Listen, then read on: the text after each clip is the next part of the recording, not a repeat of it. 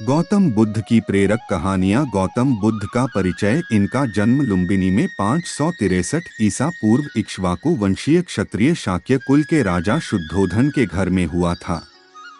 उनकी मां का नाम महामाया था, जो कोलीय वंश से थीं, जिनका इनके जन्म के 7 दिन बाद निधन हुआ। उनका पालन महारानी की छोटी सगी बहन महाप्रजापति गौतमी ने किया।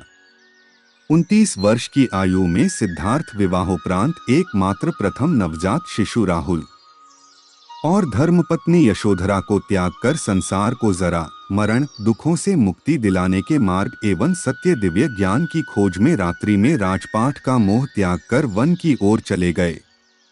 वर्षों की कठोर साधना के पश्चात बोध गया बिहार में बोधि वृक्ष के नीचे उन्हें ज्ञान की प्राप्ति हुई और वे सिद्धार्थ गौतम से भगवान बुद्ध बन गए।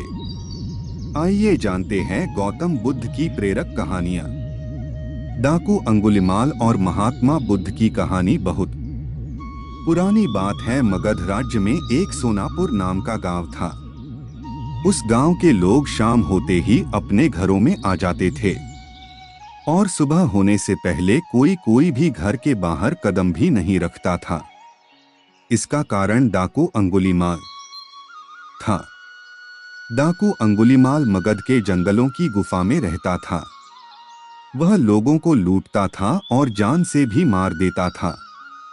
लोगों को डराने के लिए वह जिसे भी मारता उसकी एक उंगली काट लेता और उन उंगलियों की माला बनाकर पहनता। इसलिए उसका नाम अंगुलिमाल पड़ा। गांव के सभी लोग परेशान थे, कैसे इस डाकू के आतंक से छुटकारा मिले। एक दिन गौतम बुद्ध उस गांव में आए। गांव के लोग उनकी आवभगत करने लगे। गौतम बुद्ध ने देखा कि गांव के लोगों में किसी बात को लेकर दहशत फैली है। तब गौतम बुद्ध ने गांव वालों से इसका कारण पूछा। ये सुनते ही गांव वालों ने अंगुलिमाल के आतंक का पूरा किस्सा उन्हें सुनाया। अगले ही दिन गौतम बुद्ध जंगल की तरफ निकल गए। गांव वालों ने उन्हें बहुत रोका, पर वो नहीं माने। बुद्ध को आते देख अंगुलिमाल हाथों में तलवार लेकर खड़ा हो गया, पर बुद्ध उसकी गुफा के सामने से निकल गए। उन्होंने पलटकर भी नहीं देखा। अंगुलिमाल उनके पीछे दौड़ा, पर दिव्य प्रभाव के कारण वो बुद्ध को पकड़ नहीं पा रहा था। थक हार कर उसने कहा, रुको। बुद्ध रुक गए और मुस्कुराकर बोले, मैं तो कब का रुक गया, पर तुम कब ये हिंसा रोकोगे। अंगुलिमाल ने कहा, सन्यासी, तुम्हें मुझसे डर नहीं लगता। सारा मगध मुझसे डरता है। तुम्हारे पास जो भी माल है निकाल दो, वरना जान से हाथ धो बैठोगे। मैं इस राज्य का सबसे शक्तिशाली व्यक्ति हूँ। बुद्ध जरा भी नहीं घबराए और बोले, मैं ये कैसे मान लूं कि तुम ही इस राज्य के सबसे शक्तिशाली इंसान हो। तुम्हें ये साबित करके दिखाना होगा। अंगुलिमाल बोला, बताओ कैसे साबित करना होगा।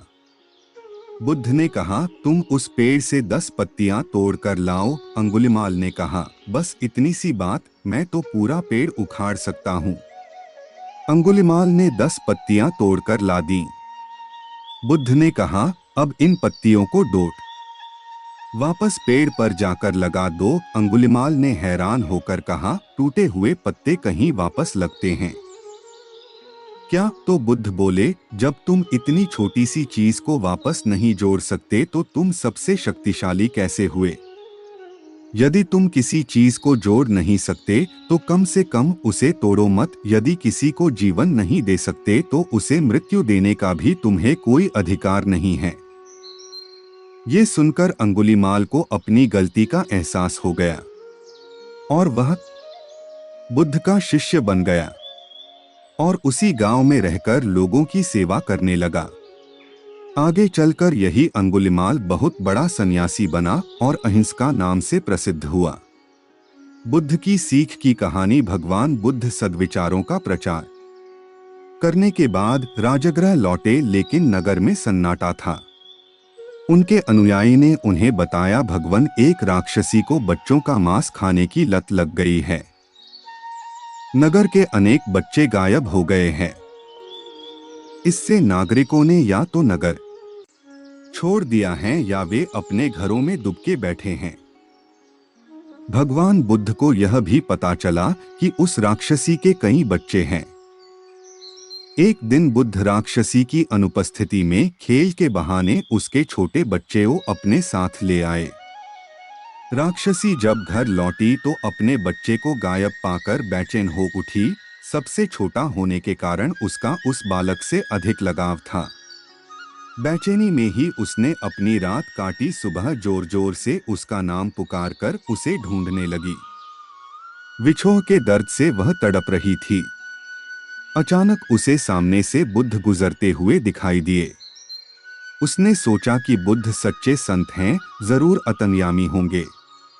वह उनके पैरों में गिरकर बोली, भगवान मेरा बच्चा कहाँ है, यह बताइए। उसे कोई हिंसक पशु न खा पाए ऐसा आशीर्वाद दीजिए। बुद्ध ने कहा, इस नगर के अनेक बच्चों को तुमने खा लिया, कितनी ही इकलौती संतानों को भी तुमने नहीं बख्शा है। क्या तुमने कभी सोचा कि उनके माता पिता कैसे जिंदा रह रहे होंगे? बुद्ध के वचन सुनकर वह पश्चाताप की अग्नि में जलने लगी। उसने संकल्प किया कि अब वह हिंसा नहीं करेगी। भगवान बुद्ध ने उसे समझाया कि वास्तविक सुख दूसरों को दुख देने या दूसरों का रक्त बहाने में नहीं अपितु उन्हें सुख देने में है। उन्होंने उसका बच्चा उसे वापस कर दिया। मारने वाले से बचाने वाले का अधिक अधिकार की कहानी। एक दिन राजकुमार सिद्धार्थ अपने चचेरे भाई देवदत्त के साथ बाग में घूमने के लिए गए।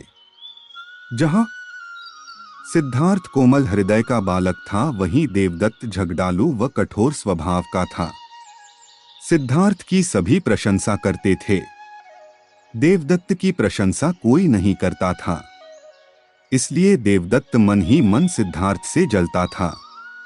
जहां वे दोनों घूम रहे थे, उनसे थोड़ी ही दूरी पर एक हंस उड़ रहा था। उस हंस को देखकर सिद्धार्थ बहुत प्रसन्न हो रहा था। तभी देवदत्त ने कमान पर तीर चढ़ाया और हंस की ओर छोड़ दिया। तीर सीधा जाकर हंस को लगा। वह घायल हो गया और छटपटाकर नीचे गिर पड़ा। सिद्धार्थ ने दौड़कर उस घायल हंस को उठाया। उसने हंस के घायल शरीर से बह रहे लहू को साफ किया और उसे पानी पिलाया। तभी देवदत्त वहां आ पहुंचा। उसने क्रोध से सिद्धार्थ की और देखा और बोला, इस हंस को चुपचाप मुझे दे दो। सिद्धार्थ, इसे मैंने तीर मारकर नीचे गिराया है।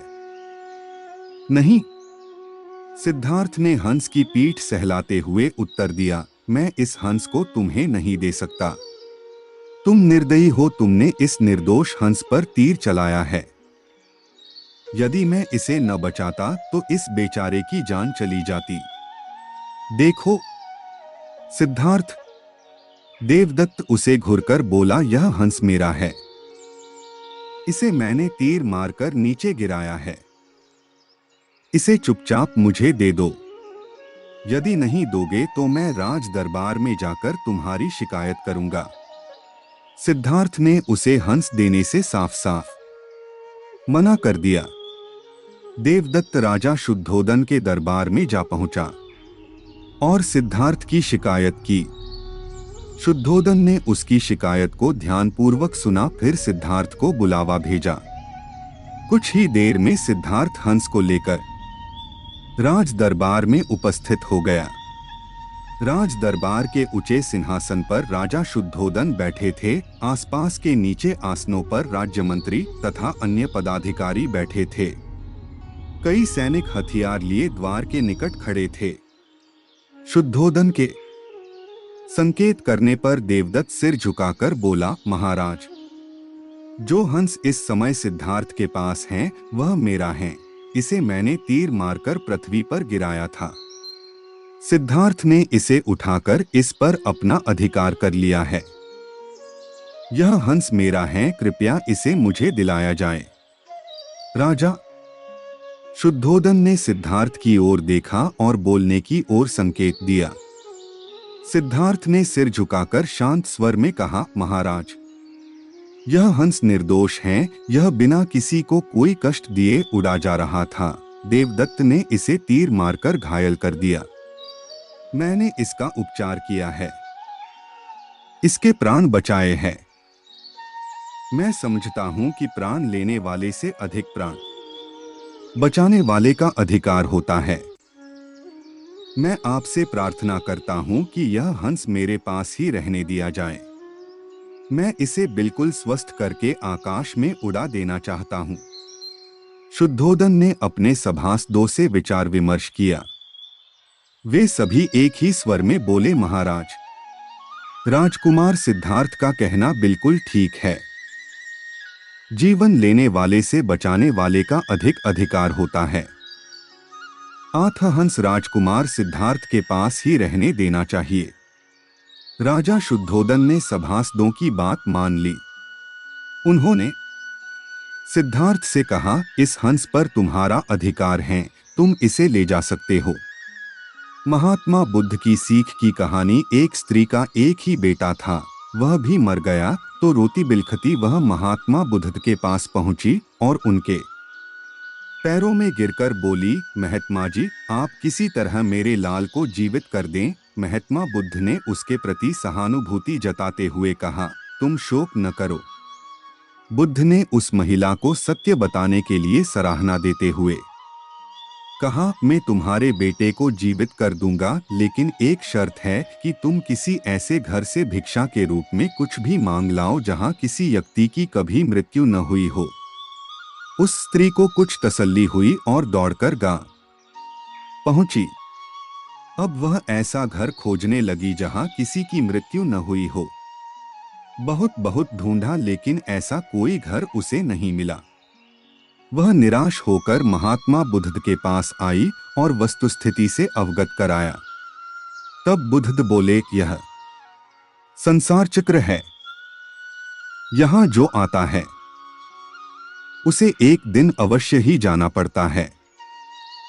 तुम्हें इस दुख को धैर्यता से सहन करना चाहिए। तब महिला हो को बुद्ध के वचन समझ आए और उस महिला ने फिर बुद्ध से संन्यास लिया और मोक्ष की राह पर चलने लगी। ऐसा सभी के साथ होता है कि कहानी। एक दिन सिद्धार्थ ने अपने सारथी छंदक को नगर भ्रमण के लिए चलने को कहा। छंदक ने तुरंत राजकुमार के प्रिय घोड़े कंथक को तैयार किया। उस पर राजकुमार को डोट सवार कराकर वह नगर भ्रमण के लिए चल पड़ा। राजा शुद्धोधन ने ऐसा प्रबंध कराया था कि राजकुमार को मार्ग में कोई करुणाजनक दृश्य दिखाई न दे, ताकि उसके मन में विरक्ति की भावना उत्पन्न न हो। जिस मार्ग से उन्हें जाना था उसे स्वच्छ करके सजाया गया था। उस मार्ग पर दोनों ओर सुंदर सुंदर लड़के लड़कियां खड़े थे। जब सिद्धार्थ उनके पास से गुजरते तो वे उन पर फूल बरसाते। कहीं दुख या कष्ट का नाम भी दिखाई नहीं दे रहा था।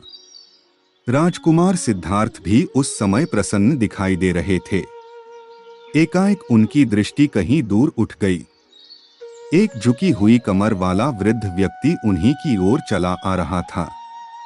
उसका मुंह झुर्रियों से भरा हुआ था, आंखें अंदर को धंसी हुई थी, हाथ पैर कांप रहे थे। वह लाठी का सहारा लेकर बड़ी मुश्किल से चल पा रहा था। जरा उधर देखो, छंदक सिद्धार्थ ने उस वृद्ध की ओर संकेत करते हुए कहा, उस आदमी की ओर जिसकी कमर झुकी हुई है। मुझे बताओ कि उसे क्या हो गया है। वह इतना असुंदर क्यों है? वह ठीक से चल क्यों नहीं पा रहा? राजकुमार, छंदक ने उत्तर दिया, वह व्यक्ति बूढ़ा हो गया है। उसकी आयु अधिक हो गई है। अधिक आयु हो जाने पर व्यक्ति ऐसा ही हो जाता है। तो क्या आयु अधिक हो जाने पर मैं और यशोधरा भी ऐसे ही हो जाएंगे?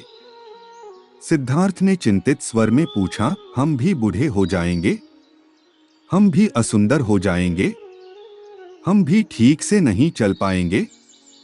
सच यही है राजकुमार, छंदक ने उत्तर दिया, ऐसा सभी के साथ होता है। बूढ़ा हो जाने पर मनुष्य की यही दशा होती है। शरीर इसी प्रकार कमजोर और असुंदर हो जाता है। सिद्धार्थ की सारी प्रसन्नता छू मंतर हो गई। उन्होंने छंदक को महल लौट चलने की आज्ञा दी। जब सिद्धार्थ अपने महल पहुंचे तो उन्होंने यशोधरा को अपनी प्रतीक्षा करते हुए पाया। उन्हें उदास देखकर यशोधरा ने पूछा, क्या बात है स्वामी, क्या आप थक गए हैं? नहीं यशोधरा, सिद्धार्थ ने एक लंबी सांस लेकर उत्तर दिया, मैं थका हुआ नहीं हूं। बात यह है कि आज मैंने एक ऐसे व्यक्ति को देखा जो बहुत कमजोर था। उसका पूरा शरीर कांप रहा था, उसकी आंखें झुकी हुई थी और वह असुंदर हो गया था। छंदक कहता है वह बूढ़ हो चुका है। बूढ़ा हो जाने पर ऐसा ही होता है। यह देखकर मेरा मन उदास हो गया। इस प्रकार तो मेरी दशा भी आगे चलकर ऐसी ही हो जाएगी। आप व्यर्थ ही दुखी हो रहे हैं।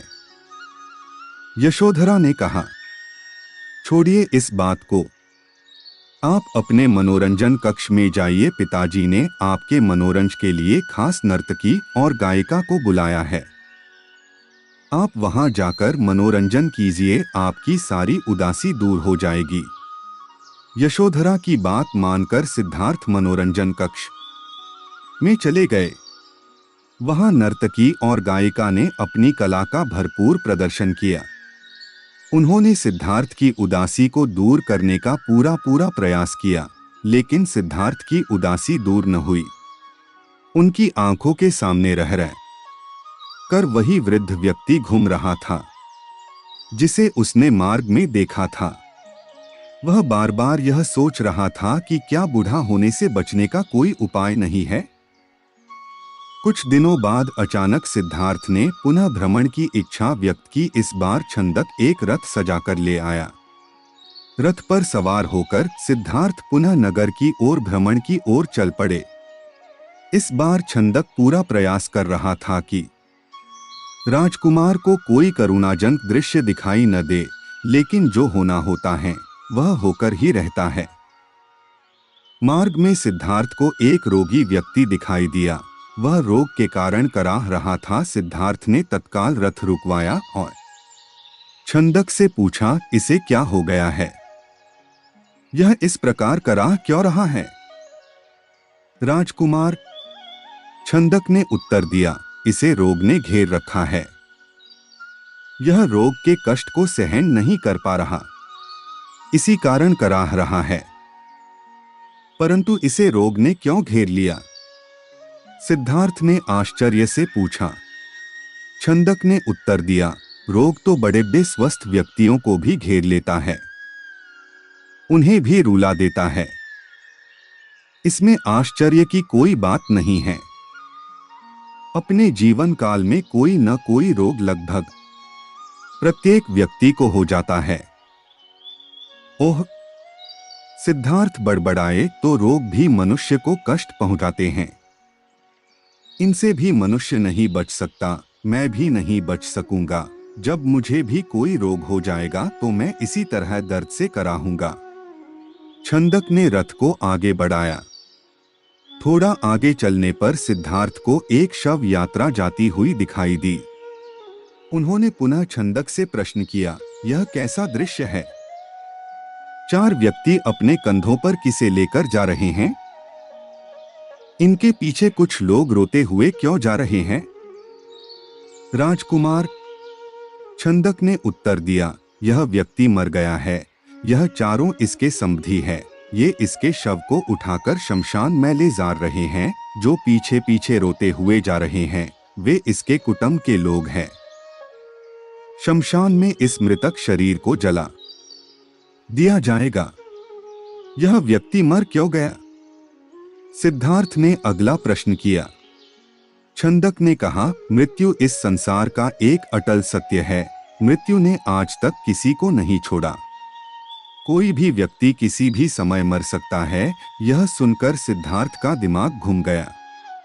वह ठंडी सांस लेकर सोचने लगे, क्या इसी को जीवन कहते हैं? जिसमें मनुष्य को तरह तरह के रोग घेर लेते हैं, जिसमें कभी भी मृत्यु का आगमन हो सकता है। मनुष्य जब बूढ़ा हो जाता है तो वह दुर्बल और असहाय हो जाता है, उसके शरीर को जलाकर भस्म कर दिया जाता है। क्या जीवन के इन भयानक दुखों से छुटकारा नहीं मिल सकता? इसका कोई तो उपाय होगा। सिद्धार्थ मन ही मन ऐसा सोच रहे थे कि तभी उन्हें एक सन्यासी दिखाई दिया। उसने भगवा वेश धारण कर रखा था। साधना और तपस्या के कारण उसका मुखमंडल चमक रहा था। उसके होंठ मुस्कुरा रहे थे। सिद्धार्थ को वह संसार का सबसे प्रसन्न व्यक्ति दिखाई दिया। उन्होंने पूछा, छंदक, यह स्वस्थ और तेजस्वी व्यक्ति कौन है? छंदक ने उत्तर दिया, यह एक सन्यासी है। इसने संसार के सभी सुख त्याग रखे हैं। इसने संयम द्वारा अपनी इंद्रियों को वश में कर रखा है। यह अपने ईश्वर की तपस्या साधना करता है, इसलिए यह स्वस्थ, निरोग व सुंदर है। तपस्या के कारण ही इसका मुखमंडल चमक रहा है। सिद्धार्थ को जैसे अपने सभी प्रश्नों के उत्तर मिल गए। वह एकदम शांत हो गए। उस सन्यासी के दर्शन मात्र से ही उसके मन का सारा क्लेश दूर हो गया। उसने मन ही मन सोचा, रोग, बुढ़ापा तथा जन्म मरण के कष्ट से छुटकारा पाने का उपाय संयम, त्याग तथा तपस्या है। जीवन का सार सत्य की खोज करना है। संसार के सभी सुख नकली है। मैं अब इन झूठे सुखों में नहीं फंसूंगा। मैं उस तेजस्वी सन्यासी की तरह बनूंगा। रथ अपने पूरे वेग से दौड़ता रहा और उससे भी अधिक वेग से दौड़ता रहा सिद्धार्थ का मन। उसे बार बार उस सन्यासी का ध्यान आता था। उनके मन में विरक्ति की भावना बढ़ती ही जा रही थी। जब सिद्धार्थ राजमहल में लौटे तो उन्हें एक शुभ समाचार मिला। यशोधरा ने स्वस्थ व सुंदर पुत्र को जन्म दिया था। दास दासियों ने सिद्धार्थ को घेर लिया और उन्हें बधाइयां देने लगी। उन्हें यह आशा थी कि सिद्धार्थ से उन्हें पुरस्कार मिलेगा, लेकिन सिद्धार्थ पर इस शुभ सूचना का कोई प्रभाव दिखाई न दिया। चारों ओर हर्ष का सागर लहरा रहा था। पूरे राजमहल में बधाइयों के स्वर गूंज रहे थे। वहां राजा शुद्धोधन व रानी प्रजावती तो प्रसन्नता से पागल हुए जा रहे थे। वे बधाई देने वाले को मुंह मांगा पुरस्कार दे रहे थे। कपिलवस्तु में नए राजकुमार के जन्म लेने के उपलक्ष्य में नाच गाने व उत्सव होने लगे, लेकिन सिद्धार्थ को उनमें कोई रुचि न थी। वह उदास अपने भवन में घूम रहे थे। उनके मन में संघर्ष चल रहा था। वे किसी भी उत्सव में सम्मिलित नहीं हुए। अपने नवजात पुत्र से भी मिलकर सिद्धार्थ को प्रसन्नता हुई। उनका मन सब कुछ त्याग कर शांति व सत्य की खोज करना चाहता था। एक रात आषाढ़ की पूर्णिमा का चंद्रमा पृथ्वी पर अपनी शीतल चांदनी बिखेर रहा था। राजभवन में यशोधरा अपने पुत्र को छाती से लिपटाए सुख की निद्रा सो रही थी। दासियां भी अपना कार्य समाप्त करके गहरी निद्रा का आनंद ले रही थी। सिद्धार्थ अपने बिस्तर से एकाएक उठ खड़े हुए और भवन से बाहर चले गए। भवन से बाहर निकलकर वह सहसा ठिठके। उनके मन में एक बार यशोधरा व राहुल को देखने की इच्छा उत्पन्न हुई। वह वापस जाने के लिए मुड़े, परंतु जिस प्रकार कोई सर्प अपनी केंचुली का उतार कर उसकी ओर नहीं देखता, वैसे ही सिद्धार्थ ने भी अपने मोह को एक ही झटके से त्याग दिया। धीरे धीरे चलते हुए सिद्धार्थ वहां जा पहुंचे जहां उनका सारथी छंदक सो रहा था। सिद्धार्थ ने उसे जगाया। छंदक ने चौंक कर अपनी आंखें खोली व निकट बंधे कंथक घोड़े ने भी हिनहिनाकर सिद्धार्थ की ओर देखा। राजकुमार, छंदक ने नम्रता से आश्चर्य से कहा, आप और यहाँ? वह भी रात के इस समय? सब कुछ ठीक तो है न? छंदक, सिद्धार्थ ने आदेश दिया, तुरंत रथ तैयार करो। मैं इसी समय राजभवन से बाहर जाना चाहता हूँ। छंदक ने ध्यानपूर्वक सिद्धार्थ की ओर देखा। वह कुछ पूछना चाहता था, परंतु पूछने का साहस न कर सका। रथ को तैयार करके वह सिद्धार्थ के निकट ले आया। सिद्धार्थ रथ पर सवार हुए तथा छंदक को नगर से बाहर वन की ओर चलने के लिए कहा। चारों ओर गहरा अंधकार था। वहां सन्नाटा छाया हुआ था। जंगली जीव जंतुओं की आवाजें कभी कभी सन्नाटे को भंग कर देती। वातावरण बहुत डरावना हो जाता। घने जंगल के निकट सिद्धार्थ ने छंदक को रथ रोकने का आदेश दिया। रथ रुकते ही सिद्धार्थ नीचे उतर आए। सामने ही यमुना नदी अपने पूरे वेग से बह रही थी। उस समय वे अनुप्रिय नामक स्थान के निकट खड़े थे। सिद्धार्थ ने अपनी राजसी वेशभूषा उतार दी। साथ ही उन्होंने एक एक करके अपने आभूषण भी उतार दिए। अपने वस्त्र व आभूषण उन्होंने छंदक को दे दिए तथा लौट जाने का आदेश दिया। छंदक सिद्धार्थ के पैरों में गिरकर फुट फुट कर रोने लगा। वह हाथ जोड़कर कहने लगा, यह आप क्या कर रहे हैं राजकुमार? जब आपके माताजी व पिताजी को आपके सन्यासी बन जाने की बात का पता चलेगा तो उन पर दुखों का पहाड़ टूट पड़ेगा। रानी यशोधरा पर क्या बीतेगी? आप अपना निर्णय बदल लीजिए। मेरे साथ राजमहल लौट चलिए। नहीं छंदक, सिद्धार्थ ने सुंदर व सुगंधित बालों को काटकर कहा, मैं अब नहीं लौटूंगा। मैंने सोच विचार करके ही यह निर्णय लिया है। मैं सत्य व ज्ञान का मार्ग खोजना चाहता हूं, जिससे मानव शांति पा सके। तुम आंसू पोंछ लो और राजभवन लौट जाओ। छंदक को सिद्धार्थ की आज्ञा का पालन करना पड़ा। उसने सिद्धार्थ का चरण स्पर्श किए, उनके कीमती वस्त्रों व आभूषणों को रथ में रखा और कपिलवस्तु की ओर चल पड़ा। जिस समय छंदक राजभवन में लौटा, सुबह का प्रकाश चारों ओर फैल चुका था। राजा शुद्धोधन बाग में भ्रमण कर रहे थे। जब उन्होंने सिद्धार्थ का खाली रथ देखा तो उनके माथे पर बल पड़ गए। उन्होंने क्रोध से छंद की ओर देखा और पूछा, तुम बिना बताएं सिद्धार्थ का कहाँ ले गए थे? वह इस समय कहाँ है? छंदक ने रोते हुए वह पूरी बात बता दी। फिर रथ से सिद्धार्थ के कीमती वस्त्र व आभूषण लाकर उन्हें सौंप दिए। शुद्धोधन उन वस्त्र आभूषणों को छाती से लिपटाकर फूट फूट कर रोने लगे। उन्होंने कहा, विद्वान पंडितों व ज्योतिषियों की भविष्यवाणी आज सच हो गई। मेरा बेटा संसार के सभी सुखों को ठुकराकर सन्यासी बनने चला गया। रानी प्रजावती को जब इस बात की सूचना मिली तो वह पछाड़ खाकर गिर पड़ी। जब यशोधरा तो पता चला तो वह भी इस बात को सहन न कर सकी। वह विलाप करने लगी, है स्वामी, तुम बिना कहे ही घर छोड़कर चले गए। मुझसे कम एक बार मिल तो लेते। क्या मैं इस योग्य भी गए? मुझसे कम एक बार मिल तो लेते। क्या मैं इस योग्य भी नहीं थी? क्या तुम्हें अपने छोटे से पुत्र का भी धन नहीं आया? कम से कम उससे तो मिलकर जाते। इसके बाद यशोधरा ने भी राजसी वेशभूषा उतार फेंकी। केवल सुहाग चिन्हों को छोड़कर उसने सभी आभूषणों का त्याग कर दिया। वह साधारण भोजन करती तथा पृथ्वी पर सोती। उसकी यह दशा देखकर प्रजावती बहुत दुखी होती।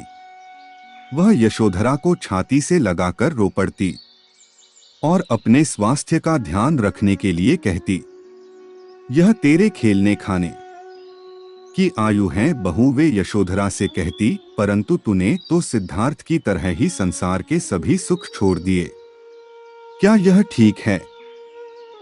इस तरह रहने से क्या तुम बीमार नहीं पड़ जाओगी? तब राहुल की देखभाल कौन करेगा? माताजी यशोधरा उत्तर देती, मेरे पति अब सन्यासी बन चुके हैं। वे पृथ्वी पर शयन करेंगे तथा जंगली फूल फलों का भोजन करेंगे। ऐसे मैं भला राजभवन में सुख के साथ कैसे रह सकती हूँ? आप कृपया दुखी न हो राहुल में कि इसके पिताजी की छवि को देखें, इससे आपको शांति मिलेगी। प्रजावती राहुल को छाती से लिपटाकर रो पड़ी। सिद्धार्थ के चले जाने के बाद कपिलवस्तु का हर व्यक्ति उदास हो गया। राजमहल में तो दुख का साम्राज्य ही स्थापित हो गया। ऐसे में केवल नन्हे राहुल की लिकारियां ही राजमहल में गूंजती तथा सबका मन बहलाती। आप क्या लेना पसंद करेंगे? उदासी या मुस्कान की कहानी। एक बार गौतम बुद्ध किसी गांव से गुजर रहे थे। उस गांव के लोगों को गौतम बुद्ध के बारे में गलत धारणा थी, जिस कारण वे बुद्ध को अपना दुश्मन मानते थे। जब गौतम बुद्ध गांव में आए तो गांव वालों ने बुद्ध को भला बुरा कहा और बदुआएं देने लगे। गौतम बुद्ध गांव वालों की बातें शांति से सुनते रहे और जब गांव वाले बोलते बोलते थक गए तो बुद्ध ने कहा, अगर आप सभी की बातें समाप्त हो गई हो तो मैं प्रस्थान करूं। बुद्ध की बात सुनकर गांव वालों को आश्चर्य हुआ। उनमें से एक व्यक्ति ने कहा, हमने तुम्हारी तारीफ नहीं की है, हम तुम्हें बदुआएं दे रहे हैं, क्या तुम्हें कोई फर्क नहीं पड़ता? बुद्ध ने कहा, जाओ, मैं आपकी गालियां नहीं लेता। आपके द्वारा गालियां देने से क्या होता है? जब तक मैं गालियां स्वीकार नहीं करता इसका कोई परिणाम नहीं होगा। कुछ दिन पहले एक व्यक्ति ने मुझे कुछ उपहार दिया था, लेकिन मैंने उस उपहार को लेने से मना कर दिया तो वह व्यक्ति उपहार को वापस ले गया। जब मैं लूंगा ही नहीं तो कोई मुझे कैसे दे पाएगा? बुद्ध ने बड़ी विनम्रता से पूछा, अगर मैंने उपहार नहीं लिया तो उपहार देने वाले व्यक्ति ने क्या किया होगा? भीड़ में से किसी ने कहा, उस उपहार को व्यक्ति ने अपने पास रख दिया होगा। बुद्ध ने कहा, मुझे आप सब पर बड़ी दया आती है, क्योंकि मैं आपकी इन गालियों को डोट लेने में असमर्थ हूँ और इसलिए आपकी यह गालियाँ आपके पास ही रह गई है। बुद्ध और अनुयायी की कहानी। भगवान बुद्ध का एक अनुयायी ने कहा, प्रभु, मुझे आपसे एक निवेदन करना है। बुद्ध, बताओ क्या कहना है? अनुयायी, मेरे वस्त्र पुराने हो चुके हैं, अब ये पहनने लायक नहीं रहे, कृपया मुझे नए वस्त्र देने का कष्ट करें। बुद्ध ने अनुयायी के वस्त्र देखे, वे सचमुच बिल्कुल जीर्ण हो चुके थे और जगह जगह से घिस चुके थे, इसलिए उन्होंने एक अन्य अनुयायी को नए वस्त्र देने का आदेश दे दिए। कुछ दिनों बाद बुद्ध अनुयायी के घर पहुंचे। बुद्ध, क्या तुम अपने नए वस्त्रों में आराम से हो? तुम्हें और कुछ तो नहीं चाहिए? अनुयायी, धन्यवाद प्रभु, मैं इन वस्त्रों में बिल्कुल आराम से हूं और मुझे और कुछ नहीं चाहिए। बुद्ध, अब जबकि तुम्हारे पास नए वस्त्र हैं तो तुमने पुराने वस्त्रों का क्या किया? अनुयायी, मैं अब उसे ओढ़ने के लिए प्रयोग कर रहा हूं। बुद्ध, तो तुमने अपनी पुरानी ओढ़नी का क्या किया? अनुयायी जी, मैंने उसे खिड़की पर पर्दे की जगह लगा दिया है। बुद्ध, तो क्या तुमने पुराने पर्दे फेंक दिए? अनुयायी जी नहीं, मैंने उसके 4 टुकड़े किए और उनका प्रयोग रसोई में गर्म पतीलों को आग से उतारने के लिए कर रहा हूँ। बुद्ध, तो फिर रॉय के पुराने कपड़ों का क्या किया? अनुयायी, अब मैं उन्हें पोछा लगाने के लिए प्रयोग करूंगा। बुद्ध, तो तुम्हारा पुराना पोछा क्या हुआ? अनुयायी, प्रभु, वो अब इतना तार-तार हो चुका था कि उसका कुछ नहीं किया जा सकता था, इसलिए मैंने उसका एक एक धागा अलग कर दिए की बत्तियां तैयार कर ली। उन्हीं में से एक आपके कक्ष में कल प्रकाशित था। बुद्ध अनुयायी से प्रसन्न हो गए। वे प्रसन्न थे कि वे वस्तुओं को बर्बाद नहीं करता और उसमें समझ है कि उनका प्रयोग किस तरह से किया जा सकता है। अछूत व्यक्ति की कहानी। एक दिन गौतम बुद्ध अपने शिष्यों के साथ एकदम शांत बैठे हुए थे। उन्हें इस प्रकार बैठे हुए देख उनके शिष्य चिंतित हुए कि कहीं वे अस्वस्थ तो नहीं हैं। एक शिष्य ने उनसे पूछा कि आज वह मौन क्यों बैठे हैं? क्या शिष्यों से कोई गलती हो गई है? इसी बीच एक अन्य शिष्य ने पूछा कि क्या वह अस्वस्थ हैं? पर बुद्ध मौन रहे। तभी कुछ दूर खड़ा व्यक्ति जोर से चिल्लाया, आज मुझे सभा में बैठने की अनुमति क्यों नहीं दी गई है? बुद्ध आंखें बंद करके ध्यान मग्न हो गए। वह व्यक्ति फिर से चिल्लाया, मुझे प्रवेश की अनुमति क्यों नहीं मिली? इस बीच एक उदार शिष्य ने उसका पक्ष लेते हुए कहा कि उसे सभा में आने की अनुमति प्रदान की जाए। बुद्ध ने आंखें खोली और बोले, नहीं, वह अछूत है, उसे आज्ञा नहीं दी जा सकती। यह सुन शिष्यों को बड़ा आश्चर्य हुआ। बुद्ध उनके मन का भाव समझ गए और बोले, हाँ, वह अछूत है। इस पर कई शिष्य बोले कि हमारे धर्म में तो जात पात का कोई भेद ही नहीं, फिर वह अछूत कैसे हो गया? तब बुद्ध ने समझाया, आज वह क्रोधित होकर आया है। क्रोध से जीवन की एकाग्रता भंग होती है। क्रोधी व्यक्ति प्रायः मानसिक हिंसा कर बैठता है। इसलिए वह जब तक क्रोध में रहता है तब तक अछूत होता है। इसलिए उसे कुछ समय एकांत में ही खड़े रहना चाहिए। क्रोधित शिष्य भी बुद्ध की बातें सुन रहा था। पश्चाताप की अग्नि में तपकर वह समझ चुका था कि अहिंसा ही महान कर्तव्य व परम धर्म। वह बुद्ध के चरणों में गिर पड़ा और कभी क्रोध न करने की शपथ ली। आशय यह कि क्रोध के कारण व्यक्ति अनर्थ कर बैठता है और बाद में उसे पश्चाताप होता है। इसलिए हमें क्रोध नहीं करना चाहिए। असल मायने में क्रोधित व्यक्ति अछूत हो जाता है और उसे अकेला ही छोड़ देना चाहिए। क्रोध करने से तन, मन, धन तीनों की हानि होती है। क्रोध से ज्यादा हानिकारक कोई और वस्तु नहीं है। बुद्ध ने कहा भी है, क्रोध को पाले रखना गर्म कोयले को किसी और पर फेंकने की नीयत से पकड़े रहने के समान है। इसमें आप ही जलते हैं। रेत का घर की कहानी। एक गांव में नदी के किनारे कुछ बच्चे खेलते हुए रेत के घर बना रहे थे। किसी का पैर किसी के घर को लग जाता और वो बिखर जाता। इस बात पर झगड़ा हो जाता। थोड़ी बहुत बचकानी उम्र वाली मारपीट भी हो जाती। फिर वह बदले की भावना से सामने वाले के घर के ऊपर बैठ जाता और उसे मिटा देता और फिर से अपना घर बनाने में तल्लीन हो जाया करता। यही बच्चों का काम था। महात्मा बुद्ध चुपचाप एक और खड़े ये सारा तमाशा अपने शिष्यों के साथ देख रहे थे। बच्चे अपने आप में ही मशगूल थे तो किसी ने उनकी तरफ ध्यान नहीं दिया। इतने में एक स्त्री आकर बच्चों को कहती है, सांझ हो गई है, तुम सबकी माएं तुम्हारा रास्ता देख रही है। बच्चों ने चौंकते हुए देखा, दिन बीत गया है, सांझ हो गई है और अंधेरा होने को। इसके बाद वो अपने ही बनाए घरों पर उछले कूदे, सब मटिया मिट कर दिया और किसी ने नहीं देखा कौन किसका घर तोड़ रहा है। सब बच्चे भागते हुए अपने घरों की ओर चल दिए। महात्मा बुद्ध ने अपने शिष्यों से कहा, तुम मानव जीवन की कल्पना इन बच्चों की इस क्रीड़ा से कर सकते हो, क्योंकि तुम्हारे बनाए शहर, राजधानियां सब ऐसे ही रह जाती है और तुम्हें एक दिन यह सब छोड़कर जाना ही होती है। तुम यहाँ जिंदगी की भागदौड़ में सब भूल जाते हो और खुद से कभी मिल नहीं पाते, जबकि जाना तो सबका तय ही है। इसलिए कभी भी अधिक लंबा सोचकर समय बर्बाद नहीं करना चाहिए, वर्तमान में जीना चाहिए। 3 गांठें की कहानी। भगवान बुद्ध अक्सर अपने शिष्यों को शिक्षा प्रदान किया करते थे।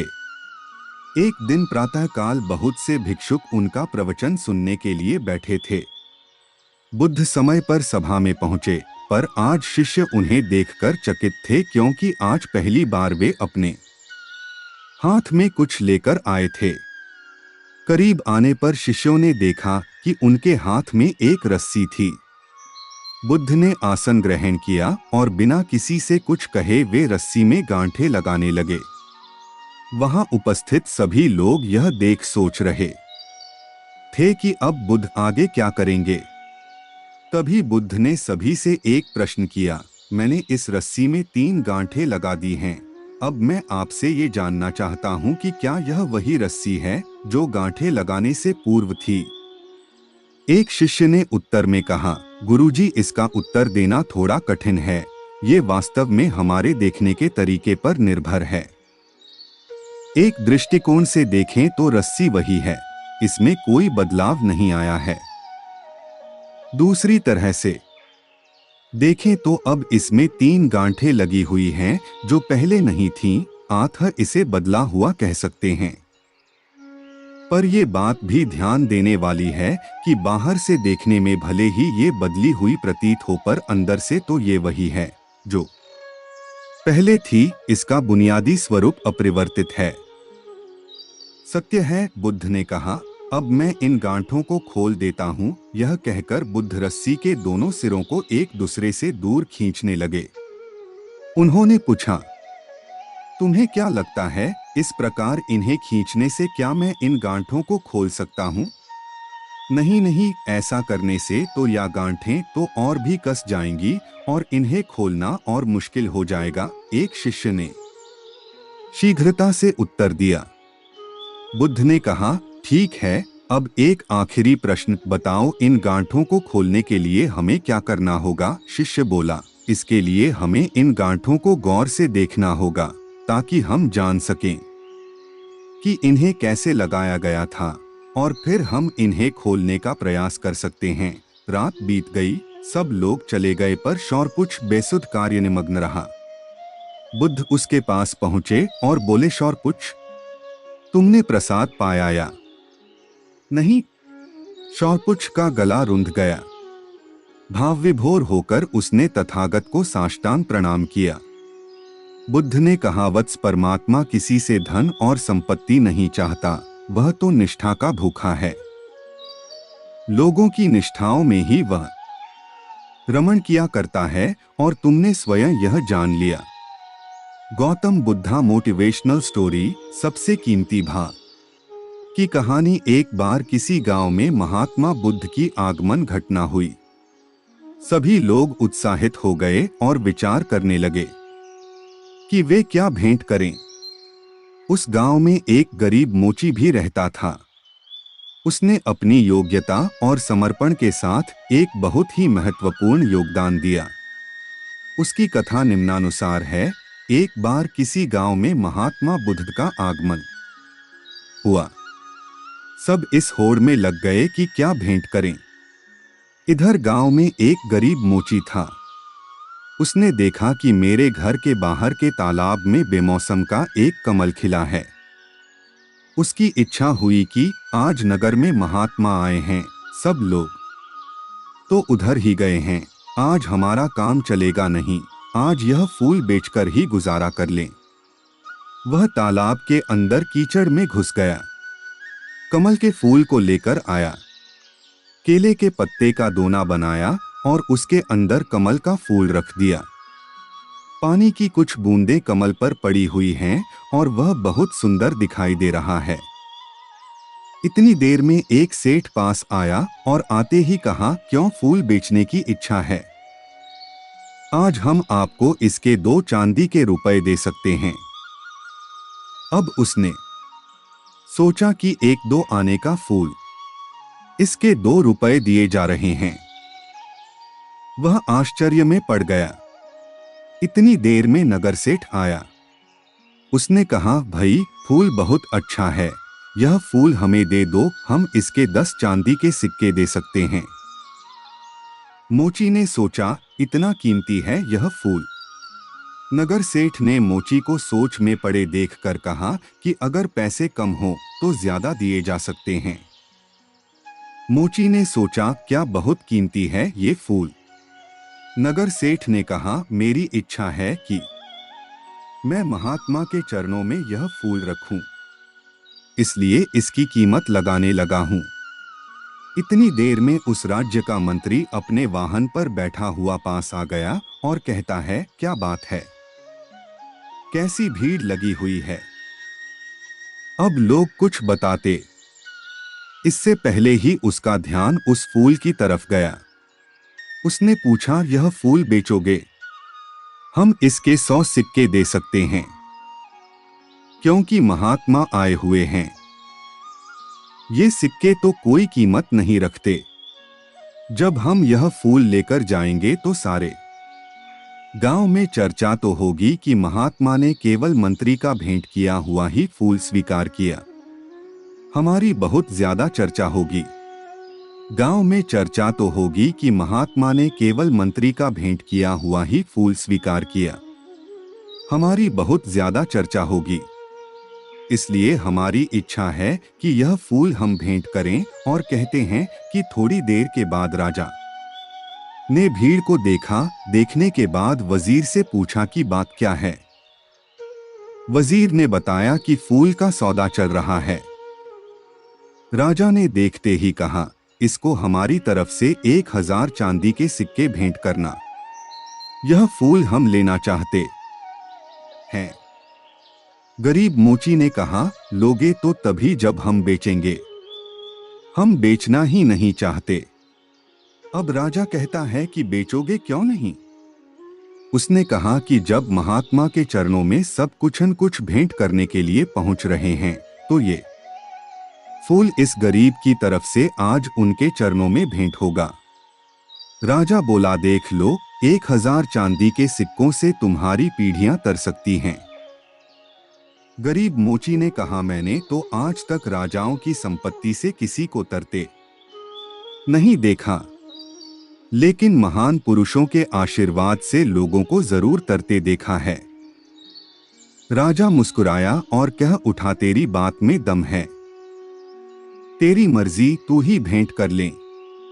अब राजा तो उस उद्यान में चला गया जहां महात्मा ठहरे हुए थे और बहुत जल्दी चर्चा महात्मा के कानों तक भी पहुंच गई कि आज कोई आदमी फूल लेकर आ रहा है जिसकी कीमत बहुत लगी है। वह गरीब आदमी है, इसलिए फूल बेचने निकला था कि उसका गुजारा होता। जैसे ही वह गरीब मोची फूल लेकर पहुंचा तो शिष्यों ने महात्मा से कहा कि वह व्यक्ति आ गया है। लोग एकदम सामने से हट गए। महात्मा ने उसकी तरफ देखा। मोची फूल लेकर जैसे पहुंचा तो उसकी आंखों में से आंसू बरसने लगे। कुछ बूंदे तो पानी की कमल पर पहले से ही थी, कुछ उसके आंसुओं के रूप में ठिठक गई कमल पर।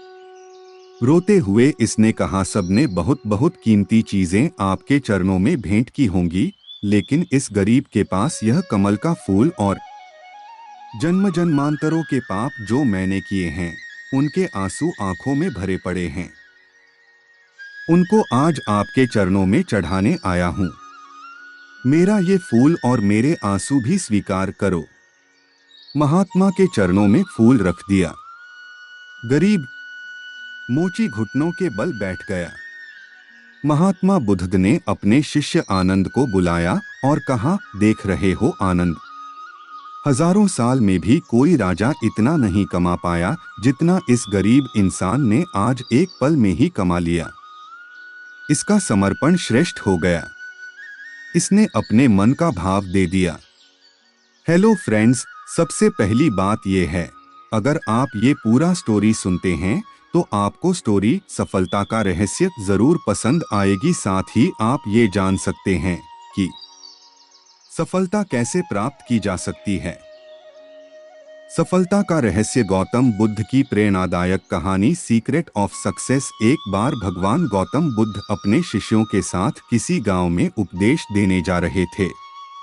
गांव पहुंचने से पहले रास्ते में उन लोगों को जगह जगह बहुत सारे गड्ढे खुदे हुए दिखाई दिए। महात्मा बुद्ध का एक शिष्य इन गड्ढों को देखकर सोचने लगा कि इसका रहस्य क्या है। उसने अपने गुरु गौतम बुद्ध से पूछा कि तथागत, और मुझे कृपया करके इन गड्ढों का रहस्य बताएं। एक साथ इतने सारे गड्ढे किसने और क्यों खोदे हैं?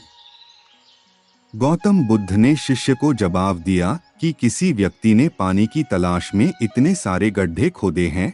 अगर वह धैर्य पूर्वक एक ही जगह में गड्ढे खोदता तो उसे पानी अवश्य मिलता, लेकिन वह थोड़ी ही देर गड्ढा खोदता और पानी ना मिलने पर दूसरी जगह गड्ढा खोदना शुरू कर देता। इस कारण उसे कहीं भी पानी नहीं मिला। गौतम बुद्ध ने अपने शिष्यों को समझाया कि अगर कोई व्यक्ति किसी काम में सफल होना चाहता है तो उसे कड़ी मेहनत करनी होगी, लेकिन कड़ी मेहनत के साथ ही स्वभाव में धैर्य होना भी जरूरी है। कभी कभी लंबे समय के बाद ही सफलता मिलती है। ऐसी स्थिति में व्यक्ति को धैर्य बनाए रखना चाहिए। मोरल ऑफ स्टोरी, कहानी का सीख, जब आप सिर्फ और सिर्फ एक चीज चाहते हैं तो वो चीज आपको मिल जाती है। इसलिए सफलता पाने के लिए किसी एक ही काम में धैर्य के साथ बने रहना और फोकस करना बहुत जरूरी है। दोस्तों, उम्मीद करती हूँ secret of success motivational story आपको पसंद आया होगा। हम आपके लिए और भी मोटिवेशनल स्टोरी पोस्ट खोज करते हैं और मिलते हैं फिर एक यूनिक लेसन के साथ। क्रोध एक दुश्मन की कहानी। एक समय की बात है, भगवान गौतम बुद्ध अपने शिष्यों के साथ बैठे हुए थे और उन्हें उपदेश दे रहे थे। तब उन्होंने अपने शिष्यों से कहा, क्रोध इंसान का सबसे बड़ा दुश्मन है। क्रोध करने वाला व्यक्ति खुद को हानि पहुंचाता ही है, लेकिन दूसरों को भी हानि पहुंचाता है। वह प्रतिशोध की आग में जलता है और अपने जीवन को बर्बाद करता है। उनके उपदेश खत्म हो जाने के बाद उनके शिष्यों में से एक शिष्य खड़ा होता है और उसे बोलता है, तू एक ढोंगी है। तेरी बातें मनुष्यों के रहन-सहन से विपरीत है। तू जो भी कहता है उसे अपने जीवन में अनुसरण नहीं करता और दूसरों को यह सब करने कहता है। जब उसका वह शिष्य गौतम बुद्ध को उल्टी सीधी बातें कह रहा था, तब गौतम बुद्ध ने कोई प्रतिक्रिया नहीं दी और वे शांत बैठे थे। लेकिन ऐसे में वह व्यक्ति और भी ज्यादा गुस्सा हो गया और गुस्से में आकर उसने गौतम बुद्ध के मुंह पर थूक दिया। इसके बाद भी महात्मा गौतम बुद्ध को गुस्सा नहीं आया और वे शांत थे। उन्होंने अपने चेहरे से थूक को पोंछा और वह चुपचाप बैठ गए। यह सब देखकर उस शिष्य को समझ नहीं आया कि वह क्या करेगा। गुस्से में आकर वह उस जगह को छोड़कर चला गया और अगले दिन अपने घर पहुंचा। जैसे ही वह अपने घर पहुंचा, तब तक उसका दिमाग शांत हो चुका था। दिमाग के शांत होते ही उसे इस बात का एहसास हुआ कि उसने कितनी बड़ी गलती की है। उसे पाप हुआ है। वह खुद को मन ही मन कहने लगा, यह मैंने क्या कर दिया? मैंने महात्मा बुद्ध का अपमान किया है। ऐसा पाप मैं कैसे कर सकता हूँ? मैंने बहुत बड़ी गलती कर दी। मुझे जाकर उनसे माफी मांगनी होगी। यह कहकर वह तुरंत ही गौतम बुद्ध के पास चला गया, लेकिन गौतम बुद्ध उस स्थान पर नहीं थे। ऐसे में वह शिष्य जगह जगह भटककर उन्हें खोजने लगा। जैसे ही उसे महात्मा बुद्ध मिले तो वह उनके पैरों पर गिर गया और उनसे कहने लगा, मुझे माफ कर दीजिए, मुझसे गलती हुई है। मैंने आपका अपमान किया है। मैंने यह बहुत बड़ा पाप किया है। यह सब देखकर गौतम बुद्ध ने उससे कहा, शांत हो जाओ, क्या बात है मुझे बताओ। तुम कौन हो? गौतम बुद्ध के यह पूछने पर वह शिष्य चौंक गया। वह सोचने लगा कि महात्मा बुद्ध मुझे कैसे भूल सकते हैं। मैंने तो उनका अपमान किया था।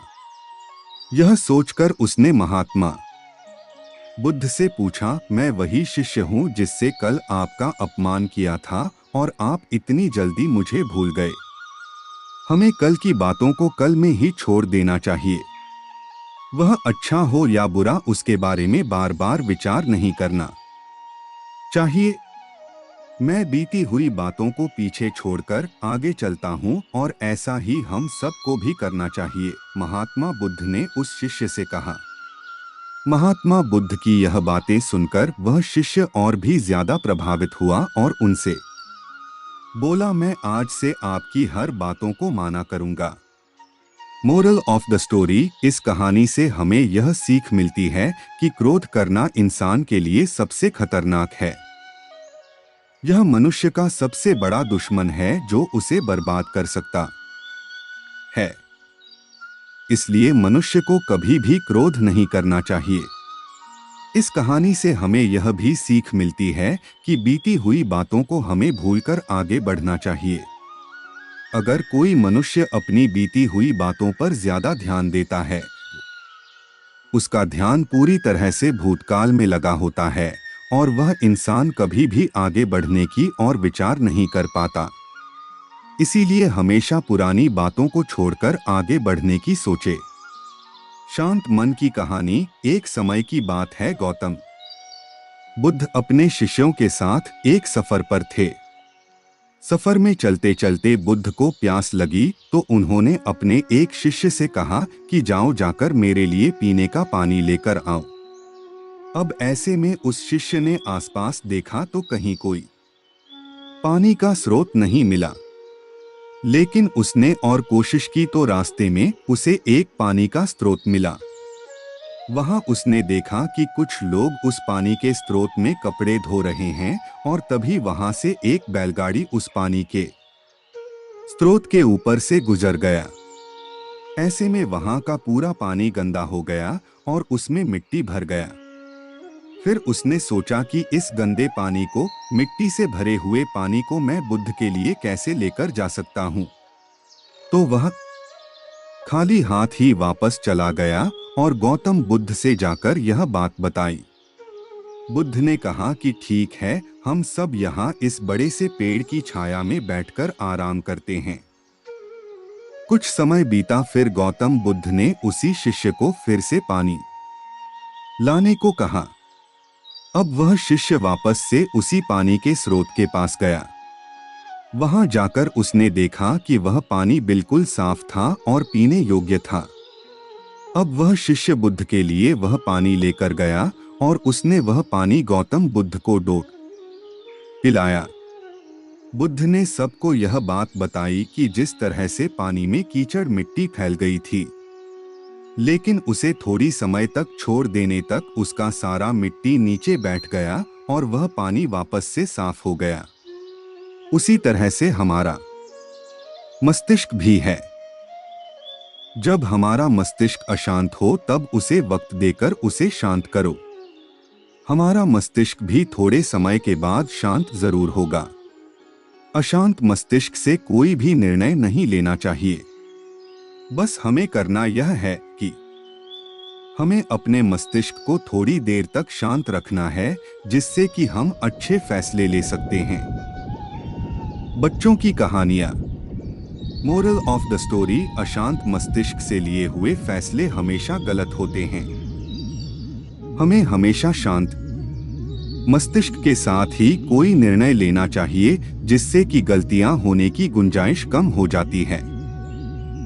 मारने वाले से बचाने वाला बड़ा की कहानी। गौतम बुद्ध को हम बहुत अच्छे से जानते हैं, जिन्होंने बौद्ध धर्म की स्थापना की और उन्होंने लोगों के जीवन में ढेरों बदलाव लेकर आए थे। यह कहानी भी उनके बचपन की है, जब वे छोटे थे और उन्हें गौतम बुद्ध के नाम से नहीं बल्कि सिद्धार्थ के नाम से जाना जाता था। उनके एक चचेरे भाई भी थे जिनका नाम देवदत्त था।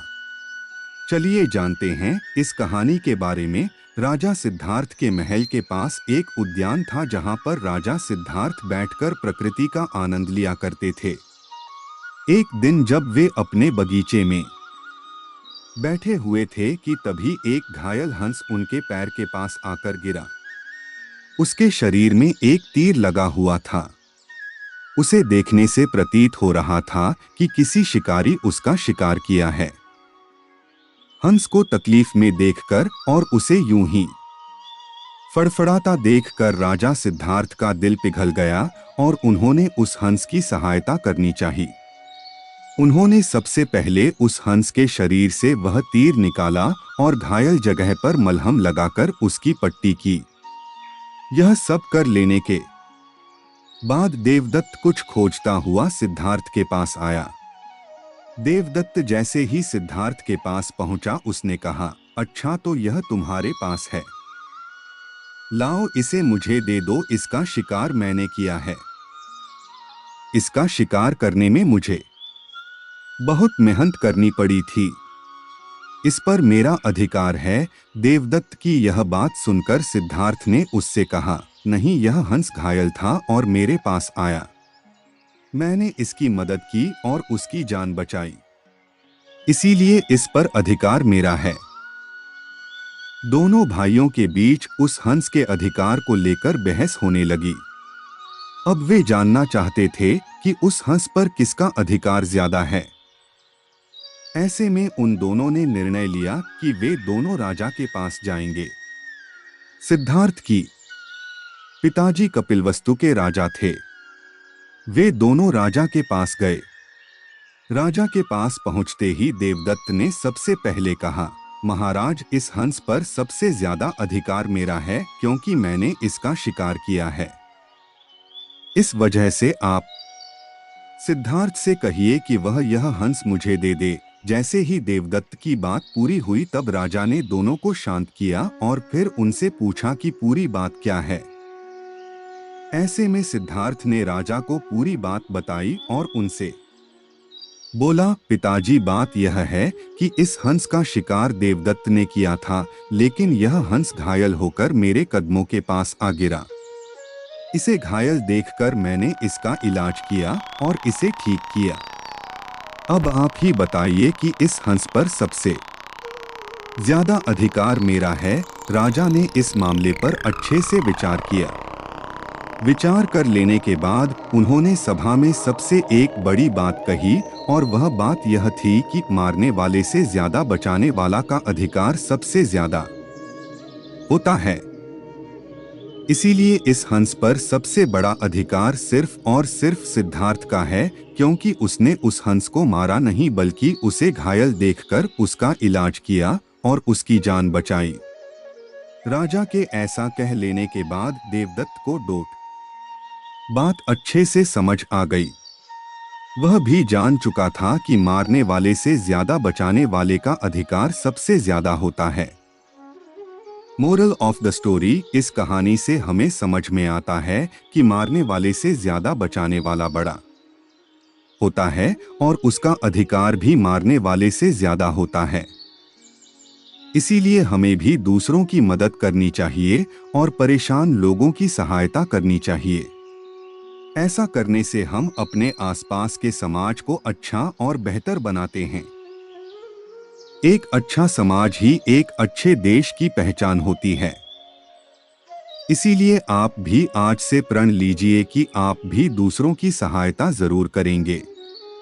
बुद्ध और भिखारी की कहानी। एक बार एक भिखारी अपने जीवन से परेशान हो चुका था, क्योंकि उसे अपने जीवन को चलाने के लिए भीख मांगना पड़ता था। उसे हर एक चीज के लिए भीख मांगना पड़ता था। इसी बात को लेकर वह दुखी रहता और दिन भर यही सोचता कि उसकी जीवन में बदलाव कैसे आएगा। यह सोचकर वह निराश हो जाता। वह हर दिन देखता कि बहुत सारे लोग निराश होकर, आंखों में आंसू लिए लोग और विभिन्न चिंताओं से परेशान लोग गौतम बुद्ध की तरफ जाते और वापस लौटते समय वे लोग बहुत ही खुश होते थे। वह भिखारी यह नहीं समझ पा रहा था कि गौतम बुद्ध उनके साथ ऐसा क्या करते थे कि वे बेहद खुश हो जाते थे। वापस लौटते हुए लोगों के हाथों में ना तो ढेर सारे पैसे होते थे, ना ही सोने चांदी, तो फिर ऐसा क्या होता था कि लोग बुद्ध के पास से लौटते वक्त इतना खुश होते थे। यह सब सोचकर वह भिखारी भी निर्णय लिया कि वह भी महात्मा बुद्ध के पास जाएगा और देखेगा कि ऐसा वहां क्या हो रहा है कि दुखी लोग उनके पास जाकर खुश हो जाते हैं। वह बुद्ध से मिलने के लिए उनके पास चल पड़ा। जहां बुद्ध मौजूद थे वहां बहुत लंबी कतार लगी हुई थी, तो वह भिखारी भी कतार में लग गया। कतार में लगकर वह अपनी बारी का इंतजार करने लगा। देखते ही देखते उसकी बारी आई और उसने बुद्ध से कहा, बुद्ध, मैं बहुत ही गरीब हूं, मेरे पास कुछ भी नहीं है। मुझे अपना जीवन चलाने के लिए भी दूसरों से भीख मांगनी पड़ती है। अब आप ही बताइए कि मैं अपने जीवन को कैसे बेहतर कर सकूं? यह सब सुनकर बुद्ध ने कहा, तुम गरीब नहीं हो। तुम्हें ऐसा लगता है क्योंकि आज तक कभी तुमने किसी के लिए कुछ भी नहीं किया, ना ही तुमने कभी किसी को दान दिया, ना ही तुमने दूसरों के लिए कुछ किया। यह सब सुनकर भिखारी के मन में एक आशंका जाग उठी। अपनी आशंका को दूर करने के लिए भिखारी ने पूछा, मैं तो एक भिखारी हूँ, मैं लोगों को दान कैसे दे सकता हूँ और कैसे लोगों की सहायता कर सकता हूँ? मुझे तो खुद अपना जीवन चलाने के लिए दूसरों से मांगना पड़ता है। यह सब सुनने के बाद गौतम बुद्ध थोड़ी देर चुप रहे और फिर उसे बोले, तुम्हारे पास हाथ है जिससे तुम लोगों की सेवा में लगा सकते हो और दूसरों का भला कर सकते हो। इसके अलावा तुम्हारे पास मुंह है जिससे तुम लोगों से अच्छी अच्छी बातें कर सकते हो और दूसरों का हौसला बढ़ा सकते हो। यह सब करके भी तुम दूसरों की सहायता कर सकते हो। जरूरी नहीं कि दान सिर्फ पैसों से किया जाए। हम चाहे तो हम शिक्षा का भी दान कर सकते हैं, चाहे तो अन्न का भी दान कर सकते हैं। ऊपर वाले ने अगर किसी को पूर्णतः अच्छा शरीर दिया है तो वह गरीब नहीं है, वह बस दिमाग से गरीब है। उसे इस विचार से हटकर दूसरों की सेवा में लगाना चाहिए। बुद्ध की यह सब बातें सुन लेने के बाद वह भिखारी बहुत ही ज्यादा खुश हो गया और उसका मन अब संतुष्ट था। मोरल ऑफ द स्टोरी, हम सब इस बात की चिंता में समय बर्बाद करते हैं कि हम गरीब हैं, लेकिन यह सत्य नहीं है। सत्य तो यह है कि जब तक हमारा शरीर पूरी तरह से बेहतर है तो हम उसका उपयोग करके आगे बढ़ सकते हैं और खुद के जीवन को बेहतर बना सकते हैं। अगर कोई व्यक्ति सिर्फ अपने गरीबी पर ध्यान दें और उसे बदलने की कोशिश ना करें तो वह मूर्ख है। इसके अलावा हमें इस कहानी से यह भी सीख मिलती है कि दान सिर्फ धन का ही नहीं, शिक्षा, भोजन, अच्छे विचार आदि का भी किया जाना जरूरी है। अगर आपके पास धन नहीं है तो आप शिक्षा का दान कर सकते हैं या फिर आप दूसरों के लिए अच्छे विचारों का भी दान कर सकते हैं। इससे समाज बेहतर होता है। सब कुछ स्वीकार करना जरूरी नहीं की कहानी। गौतम बुद्ध जगह जगह घूमकर उपदेश दिया करते और अच्छे विचारों को बांटा करते। वे लोगों के जीवन के दुखों को दूर किया करते। उनकी बातों को सुनकर लोग बहुत खुश हो जाते, इसीलिए लोगों उन्हें बहुत पसंद किया करते थे। लेकिन कुछ ऐसे भी लोग थे जो गौतम बुद्ध से ईर्ष्या करते थे। एक बार गौतम बुद्ध अपने शिष्यों के साथ भ्रमण कर रहे थे कि तभी एक व्यक्ति उनके पास आया और उन्हें उल्टी सीधी गालियां देने लगा और उन्हें ढोंगी बोला। यह सब सुन लेने के बाद भी महात्मा बुद्ध ने कोई प्रतिक्रिया नहीं दी, वे शांति और चुपचाप रहे। ऐसे में उस व्यक्ति ने फिर से गौतम बुद्ध को उल्टी सीधी गालियां दी और उनके पूर्वजों के बारे में भला बुरा कहने लगा, लेकिन फिर भी महात्मा बुद्ध ने उसे कोई प्रतिक्रिया नहीं दी और वे शांत रहे। यह सब देखकर उनके शिष्य और आसपास मौजूद लोग अचरज में थे कि महात्मा बुद्ध उस व्यक्ति को कोई जवाब क्यों नहीं दे रहे। कुछ देर बाद वह व्यक्ति अपने आप ही शांत हो गया। उसके शांत हो जाने के बाद बुद्ध ने कहा, अगर कोई हमें तोहफा देता है तो यह हमारे ऊपर है कि उसे हम लेते हैं या नहीं। अगर हम उसे अपना लेते हैं तो वह हमारे पास आ जाता है, वहीं अगर हम उसे नहीं अपनाते तो वह उसी व्यक्ति के पास चला जाता है जिसने वह तोहफा दिया था। उसी प्रकार इस व्यक्ति द्वारा दिया गया अपशब्द स्वीकार करना या ना करना मेरे ऊपर है।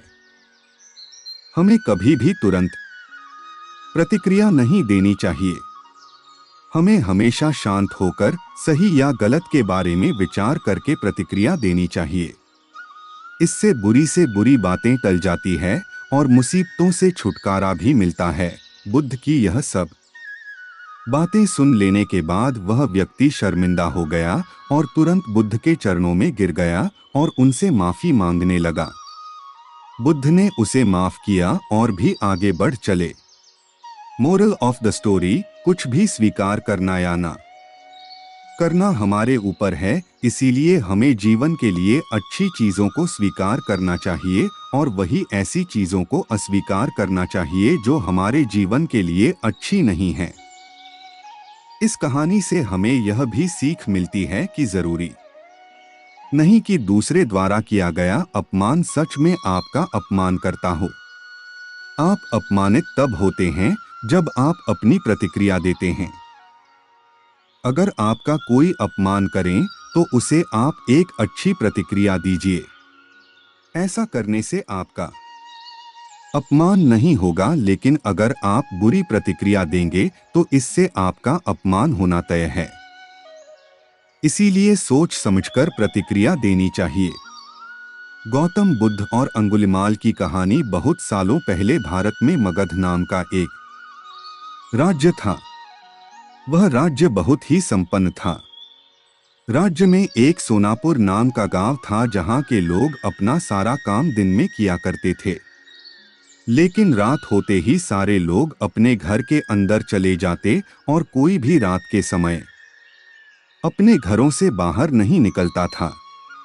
लोग ऐसा बस एक ही कारण से किया करते थे और वह था अंगुलिमाल। अंगुलिमाल बहुत ही खतरनाक डाकू था जो लोगों को लूटकर मार देता था। वह लोगों के बीच डर बनाए रखने के लिए मारे हुए व्यक्ति की उंगलियां काटकर उसका माला बनाकर पहनता था। अंगुलिमाल मगध के एक गुफा में रहा करता था। वह जिस जंगल के गुफा में रहता था लोग वहां से भी गुजरने से डरते थे, क्योंकि सबको अंगुलिमाल से बहुत डर लगता था। एक दिन गौतम बुद्ध सोनापुर से गुजर रहे थे कि तभी उन्होंने लोगों को चिंतित देखा। लोगों को इस तरह से परेशान देखकर गौतम बुद्ध ने उन सबसे पूछा, क्या बात है, आप सब इतने डरे हुए क्यों हैं?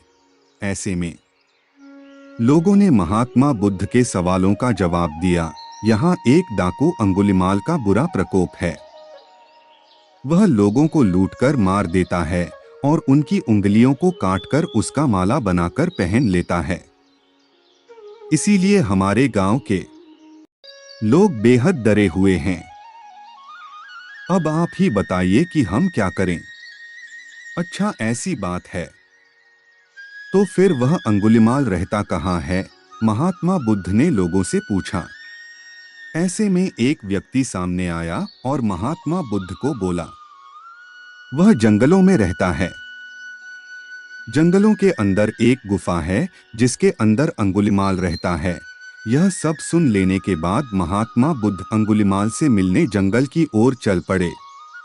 सोनापुर गांव के लोगों ने उन्हें रोकने की बहुत कोशिश की, लेकिन फिर भी वह नहीं रुके और जंगल की ओर चल पड़े। जैसे ही वह जंगल के पास जा पहुंचे तब अंगुलिमाल अपने गुफा में से निकलकर हाथ में तलवार लिए खड़ा हो गया। गौतम बुद्ध ने अंगुलिमाल को अनदेखा किया और आगे बढ़ चले। यह देखकर अंगुलिमाल बुद्ध का पीछा करने लगा। पीछा करते करते अंगुलिमाल जोर से चिल्लाकर बोला, ए सन्यासी रुक जा। मैं तो रुक गया, तुम कब रखोगे? तुम अपनी यह हिंसा कब बंद करोगे? महात्मा बुद्ध ने कहा। ऐसे में अंगुलिमाल क्रोधित हो गया। फिर उसने गौतम बुद्ध से कहा, सन्यासी तू मुझे जानता नहीं है। मैं इस राज्य का सबसे शक्तिशाली मनुष्य हूं। मैं नहीं मानता कि तुम सबसे शक्तिशाली मनुष्य हो, गौतम बुद्ध ने कहा। यह सुनकर अंगुलिमाल बोला, अच्छा अगर ऐसी बात है तो तुम ही बताओ कि मैं ऐसा क्या कर जिससे तुम मनोगे। तुम जाओ और उस पेड़ में से 10 पत्तियां तोड़कर लाओ, महात्मा बुद्ध ने कहा। महात्मा बुद्ध के कहने पर अंगुलिमाल ने वही किया। वह पेड़ के पास गया और उसमें से 10 पत्तियां तोड़ लाया। फिर बुद्ध ने कहा, जाओ अब इन पत्तियों को वापस से उस पेड़ में जोड़ दो। यह सुनकर अंगुलिमाल अचंभित हो गया और उसने महात्मा बुद्ध से कहा, ये कैसा बेहुदा मजाक है? भला कोई पत्तियों को तोड़कर वापस पेड़ से जोड़ सकता है क्या? ऐसे में बुद्ध ने कहा, तुम खुद को सबसे शक्तिशाली कहते हो और इन पत्तियों को जोड़ नहीं सकते। अगर तुम किसी को जोड़ नहीं सकते तो उसे तोड़ो मत। अगर तुम किसी को जीवन नहीं दे सकते तो उन्हें मारो मत। यह सुनकर अंगुलिमाल की आंखें खुल गई। वह बुद्ध के चरणों में गिर गया और उनसे माफी मांगने लगा। इसके बाद से अंगुलिमाल बुरे काम करना छोड़ दिया और वह महात्मा बुद्ध का शिष्य बन गया। मोरल ऑफ द स्टोरी, इस कहानी से हमें यह सीख मिलती है कि इंसान चाहे कितना भी बुरा क्यों ना हो वह बदल सकता है। उस महान लड़की को कोई नहीं जानता। बुद्ध ने ऐसे दिलाई पहचान की कहानी। एक बार बुद्ध एक मरुस्थल प्रदेश में गए। उनसे मिलने की उत्कंठा में वहां का राजा उनके पास पहुंचा। राजा को बहुत दिनों से एक सवाल परेशान कर रहा था, जिसे उसने बुद्ध से पूछा। राजा का सवाल था कि क्या इस संसार में कोई ऐसा व्यक्ति भी है जो महान हो लेकिन उसे कोई जानता न हो?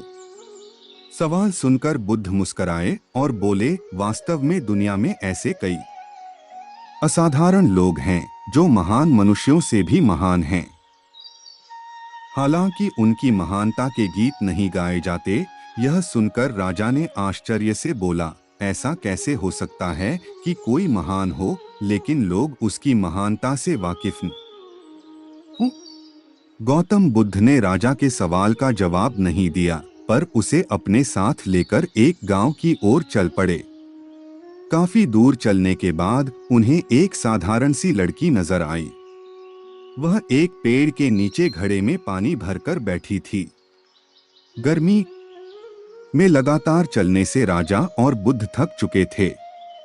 उन्होंने लड़की से पानी मांगकर पिया। गर्मी से राहत मिली तो दोनों की जान में जान आई। राजा ने लड़की को देने के लिए पैसे निकाले तो उसने पैसे लेने से इनकार कर दिया। वह बोली, हे राजन, मैं कोई व्यवसाय नहीं करती। आप इस हरे भरे विशाल पेड़ को देखो, यह किसी से कुछ नहीं मांगता। निस्वार्थ भाव से सभी को अपनी छाव के जरिए गर्मी में राहत देते हुए साधना कर रहा है। इसलिए मैं दूर से घड़े में पानी भरकर यहाँ बैठती हूँ ताकि इस पेड़ को पानी दे सकूँ और आने जाने वालों को गर्मी, प्यास, थकान से राहत पहुँचा सकूँ। उस लड़की ने आगे कहा, हे राजन, मेरे पानी पिलाने की इस सेवा से मुझे असीम शांति मिलती है। यह सुनकर राजा को भी संतुष्टि मिली और उसे अपने सवाल का जवाब भी मिल गया।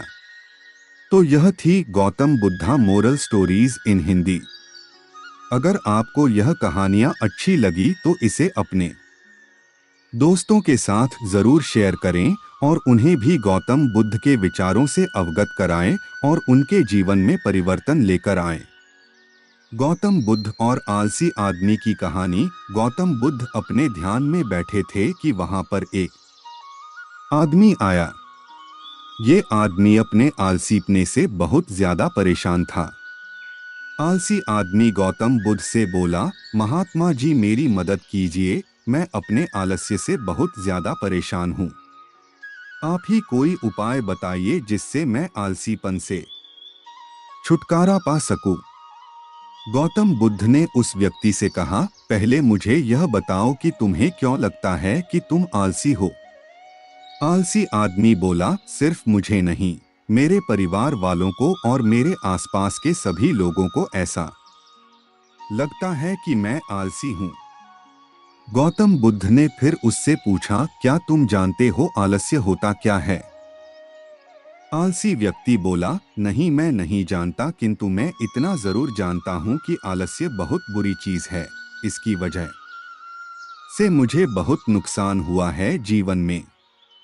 गौतम बुद्ध बोले, जिस परेशानी से तुम छुटकारा पाना चाहते हो पहले उसके बारे में पूरी जानकारी ले लोगे तो उससे छुटकारा पाना आसान हो जाएगा।